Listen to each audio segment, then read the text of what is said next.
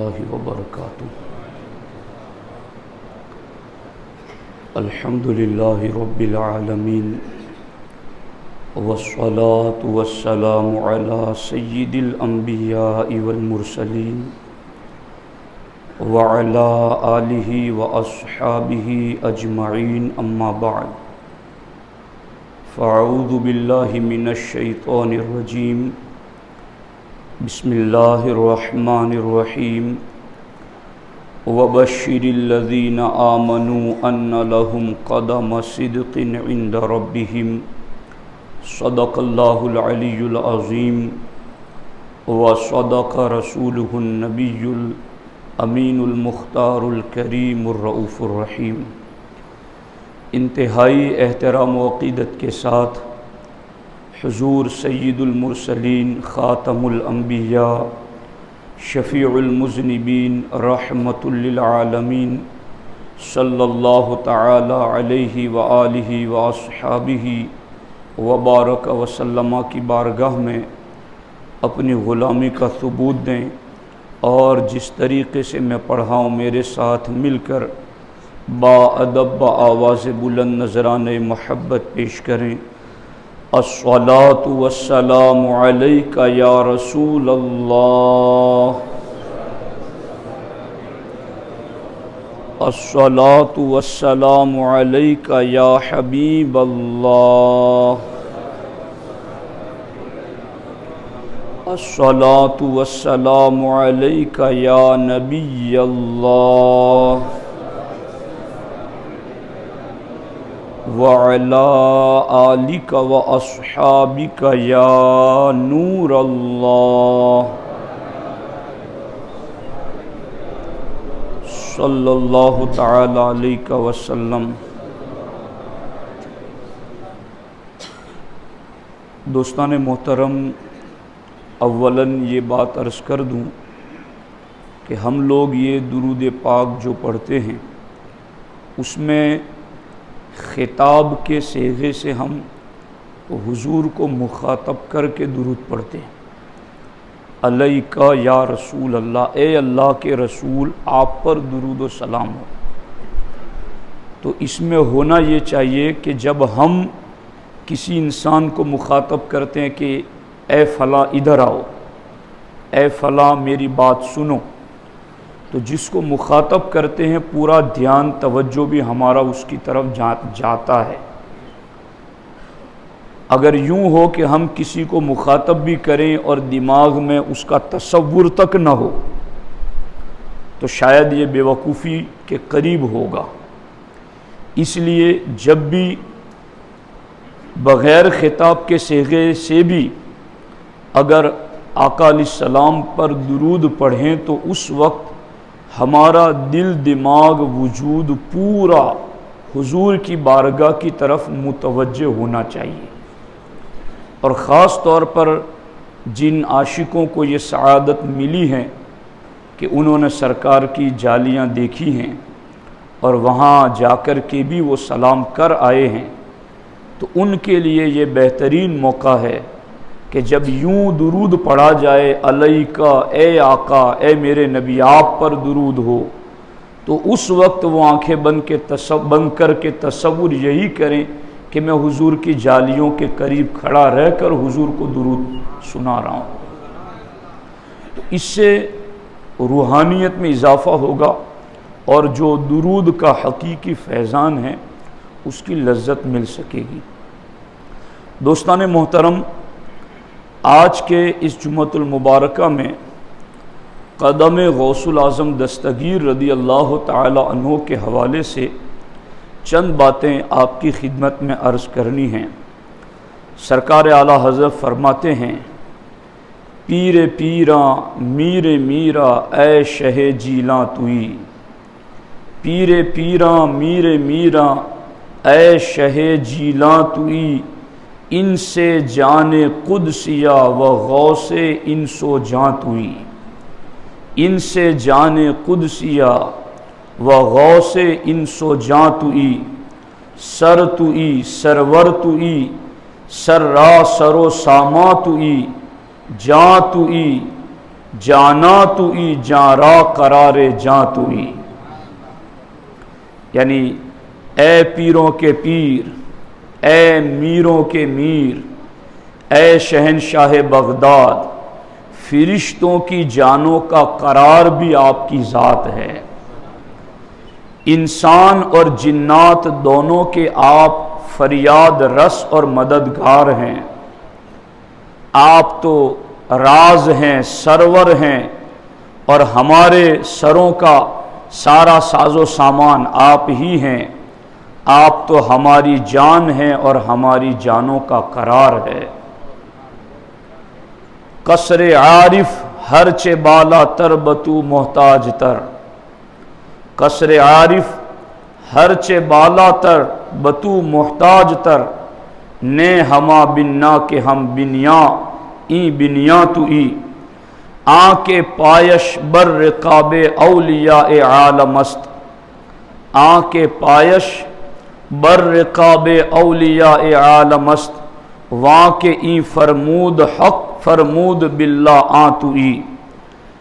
اندری قولانچ تخصیصات بیجا کردہ ان، اندری ای قول آنچ تخصیصات بیجا کردہ ان،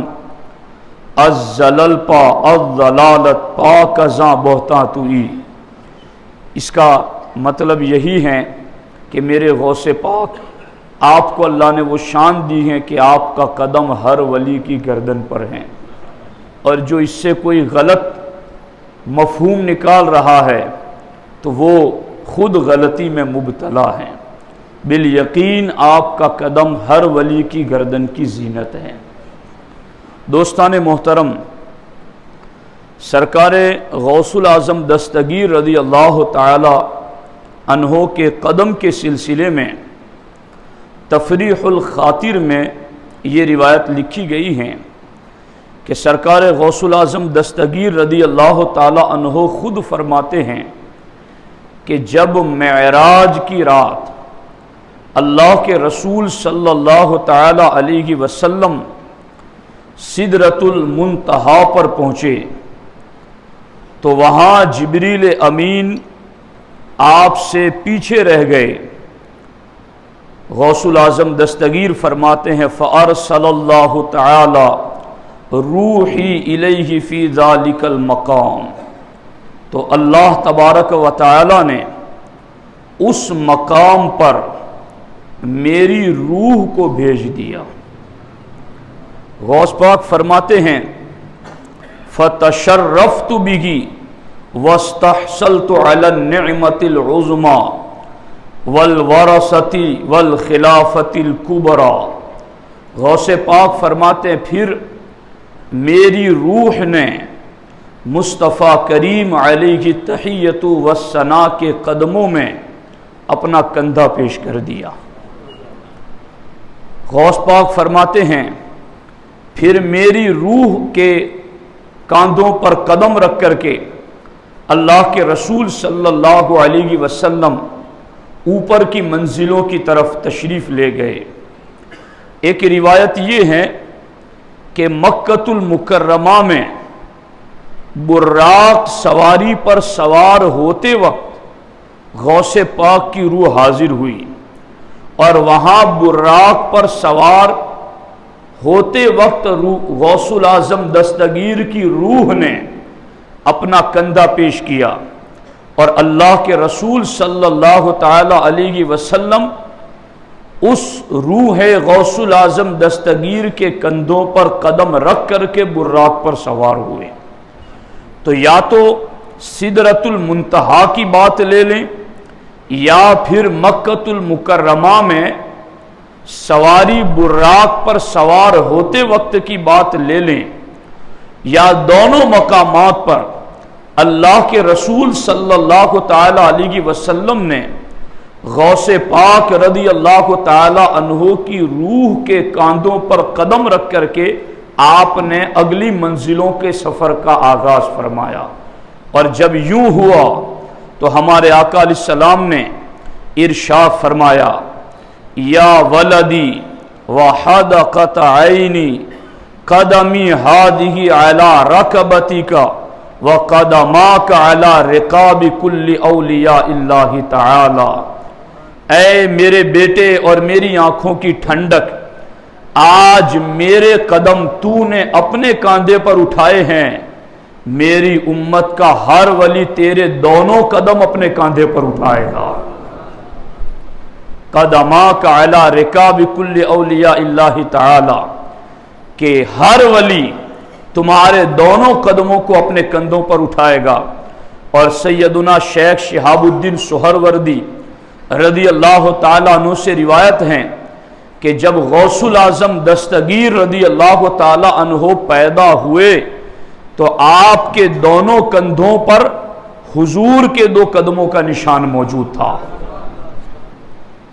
اب کسی کو اس سلسلے میں کوئی وسوسہ ستا سکتا ہے تو میں اس پر امام اہل سنت کی بات پیش کر دیتا ہوں کہ یہ جو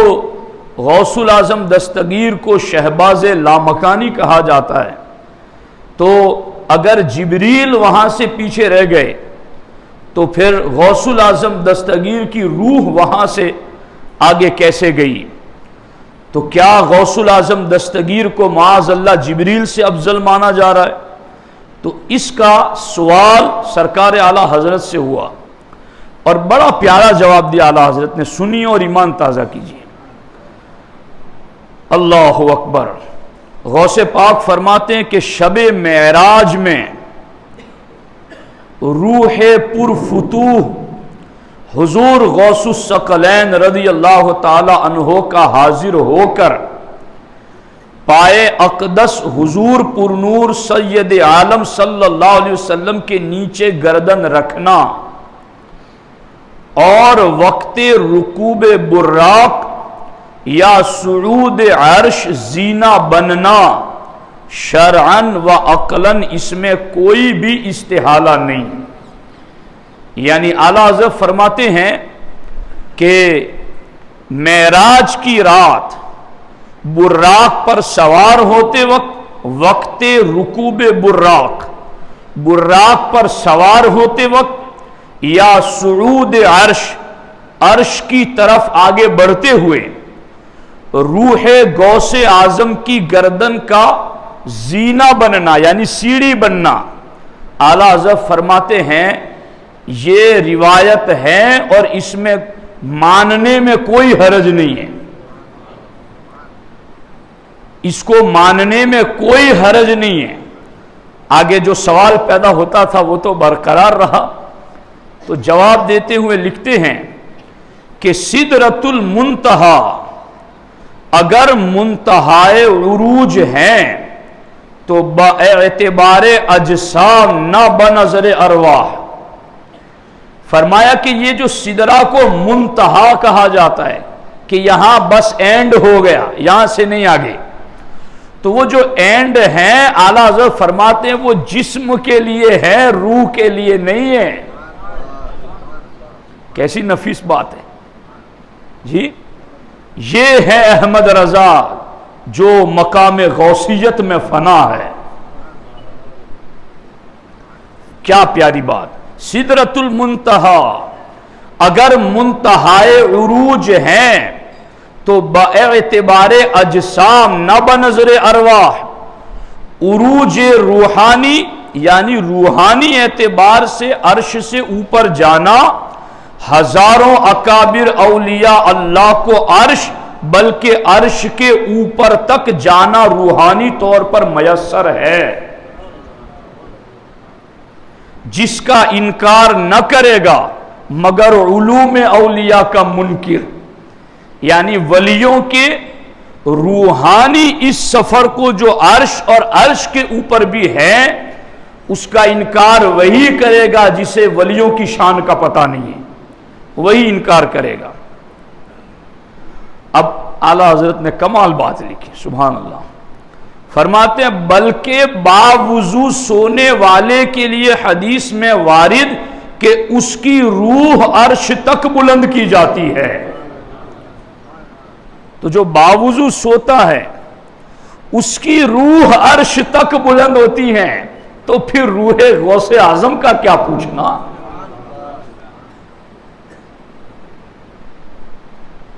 توجہ دو اس چیز پر، میں بہت ٹھہر ٹھہر کر سمجھانا چاہتا ہوں آپ کو۔ یہ ہے غوث الاعظم دستگیر رضی اللہ تعالیٰ عنہ کا مقام کہ آپ کی روح نے براق پر سوار ہوتے وقت یا سدرۃ المنتہا کراس کرتے وقت، دونوں مقام پر اپنی روح سے حضور کے قدموں میں کندھا پیش کیا، حضور آپ ہر چیز کو نوازتے جا رہے ہیں تو اپنے بیٹے کو بھی نواز دیں۔ اور سرکار نے یوں نوازا کہ ارشاد فرمایا قدمی ہادی علی رقبتی کا وقدماک علی رقاب کل اولیاء اللہ، اے میری آنکھوں کی ٹھنڈک شیخ عبد القادر جیلانی، تیری روح نے کاندھا میرے قدموں میں دیا، میری امت کا ہر ولی اپنی گردن تیرے قدموں میں جھکا دے گا۔ یہ ہیں، اور یہ تو غوث پاک کی ولادت سے پہلے کی بات ہو رہی ہے نا، عالم روحانیت میں یوں سارا مقام مل گیا۔ لیکن جب سرکار غوث الاعظم دستگیر رضی اللہ تعالی عنہ آپ عمر کے آخری سالوں میں تھے، لگ بھگ آپ کے وصال سے 7-8 سال پہلے کی یہ بات ہے کہ آپ نے اس وقت فرمایا، آپ منبر پر بیٹھے تھے اور آپ نے فرمایا قدمی ہادی علی رقبت کل ولی اللہ،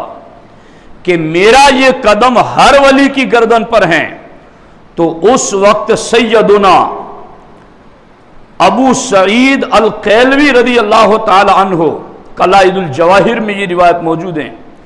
ابو سعید علی رحمہ فرماتے ہیں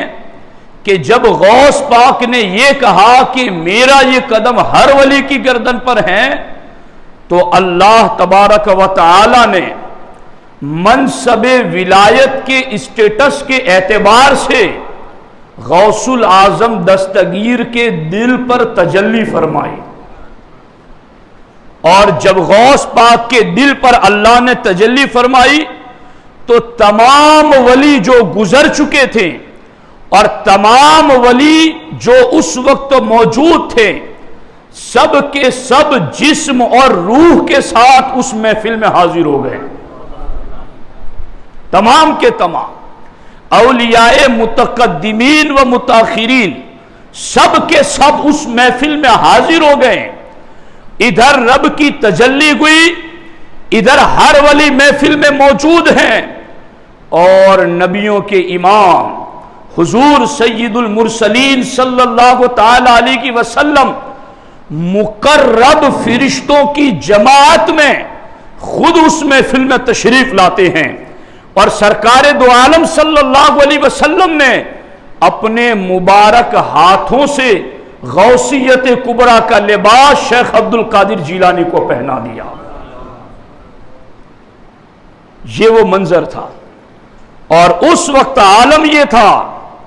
کہ رجال الغیب اور فرشتے اس مجلس میں اتنے زیادہ موجود تھے کہ زمین سے آسمان تک صرف ولی ہی ولی نظر آ رہے تھے، اور جہاں جہاں جو ولی موجود تھا، 50 تو جو بغداد کے تھے وہ وہاں موجود تھے، اور 300 سے زیادہ جو پوری دنیا کے مختلف علاقوں میں پھیلے ہوئے تھے۔ شیخ عبد الحق محدث دہلوی کہتے ہیں جب یوں نوازا گیا شیخ عبد القادر جیلانی رضی اللہ تعالیٰ عنہ کو، تو جتنے محفل میں بیٹھے تھے سب نے گردنیں سامنے جھکا دی، اور جو جہاں تھا اس نے وہی گردن جھکا دی۔ اور شیخ علی بن ہیتی نے تو کمال کر دیا، غوث پاک کے منبر کے قریب ہی بیٹھے ہوئے تھے، انہوں نے کہا کہ اب غوث پاک نے کہا کہ گردن جھکاؤ تو لاؤ میں ان کا جو لکڑی کا منبر ہے اسی پر سر جھکا دیتا ہوں۔ شیخ علی بن ہیتی جو غوث پاک کے بعد پھر غوث زمان بنے،